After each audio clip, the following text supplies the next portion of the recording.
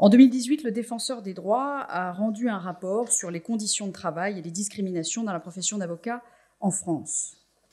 Depuis ce constat sévère dressé en 2018, l'Ordre s'est attaqué à l'aspect le plus pathologique de ce diagnostic, c'est-à-dire à la lutte contre le harcèlement et les discriminations.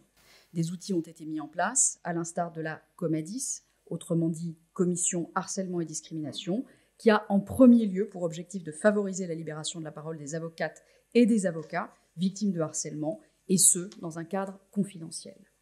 Le fonctionnement de cette commission a d'ailleurs été récemment réformé, afin qu'une fois les cas de harcèlement et de discrimination révélés, le bâtonnier, la bâtonnière en l'occurrence, puisse ouvrir une enquête déontologique, c'est-à-dire s'autosaisir en quelque sorte, ce qui permettra, le cas échéant, la mise en œuvre de poursuites disciplinaires, sans forcément attendre une saisine d'un plaignant et d'une victime de harcèlement ou de discrimination. À cet égard, nous poursuivrons avec Vincent Nioré la politique de tolérance zéro qui est à l'œuvre en matière de poursuites disciplinaires depuis quelques années à l'Ordre. De même, la mise en place d'un référent collaboration, dont le rôle est notamment d'orienter nos jeunes confrères auprès des différentes commissions de l'Ordre, est un outil précieux. Ces outils ne sont malheureusement pas assez sollicités par les avocates et avocats victimes de harcèlement ou de discrimination, dans la mesure où ils ne sont pas assez connus.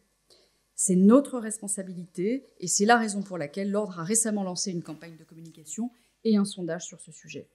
Ces questions seront également abordées dans le cadre des chantiers de la collaboration que nous souhaitons organiser.